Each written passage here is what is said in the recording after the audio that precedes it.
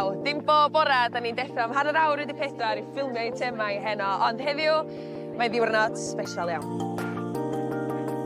Oes, mae yna 1,800 o fenywod ar draeth y Byrsoch yn barod i gychwyn rhedeg neu cerdded 31 o filltiroedd ar hyd arfordir Penllyn.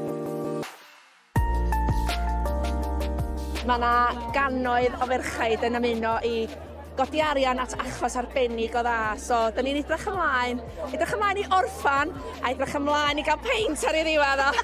Dwi bach yn overwhelmed yma, mae'n gymaint o... Mae'n jyst yn achos mor dda, dwi'n teimlo rili proud o fod yn rhan o'n efo. Da ni wedi dod o Pwllheli, a mae mam wedi fflio holl ffordd o Groeg i wneud hwn hefo ni heddiw. So, dwi'n meddwl hynna'n dangos cryfder menywod. Dwi wedi cael triniaeth i canser y bron yn ddiweddar a ges i'r treatment olaf dydd Mercher wsos yma. So dwi am trio ngorau heddiw yn y ras yma i weld sut siap byddai erbyn diwedd erbyn cyrraedd Pwllheli. Ond ti'n gwybod be? Hyd oedd os dwi'n gorau cropian dros y lein o de, mi nai o. 3, 2, 1 and SheUltra 2025 is underway. All the very best to ladies 25. Well, the importance of the day is in the name, isn't it? SheUltra, so it's about women supporting each other on an absolutely amazing scenic route. It's a tough, challenging course. We give the ladies the medals before they start, and the idea behind that is if anyone has lost anyone to cancer or has someone going through cancer, when you go through those rough parts on the course, you can actually touch that medal and think about the people that you're actually doing the event for.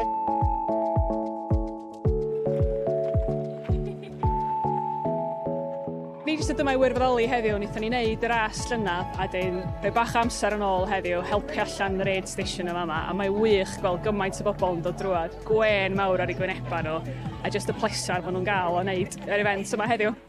So dwi'n yma i gyfnodi mam, a mae mam yn milltir i ffwrdd. Edrych ymlaen i weld hi.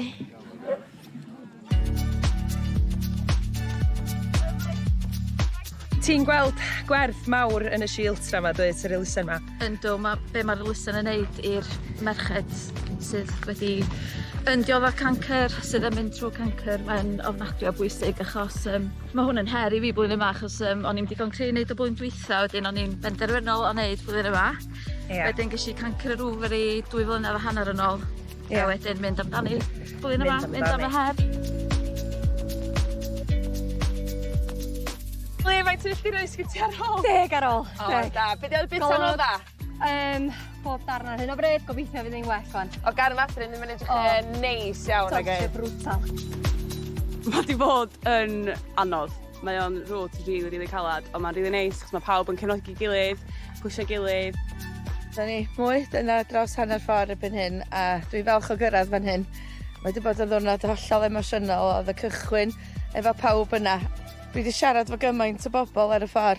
Mae gennyn nhw i gyd i'r rhesyma a maen nhw'n ysbrydoliaeth i bawb. Mae pawb wedi cefnogi gilydd ar y daith. Mae'r digwyddiad i gyd wedi bod yn hollol anhygoel. Mae'r gefnogaeth, mae'r vibe, jyst wedi bod yn anhygoel o cychwyn i diwedd. O'n i strythlo ar adega ac oedd y gefnogaeth gan pobl o'n i ddim hyd yn oed yn nabod, jyst wedi bod yn wych.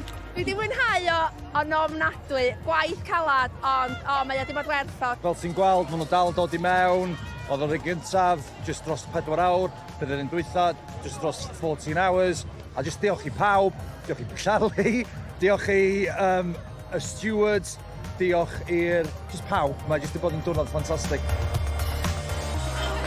Mae SheUltra yn tyfu o nerth i nerth a mae'r gyfrestyr ar agor at flwyddyn nesaf.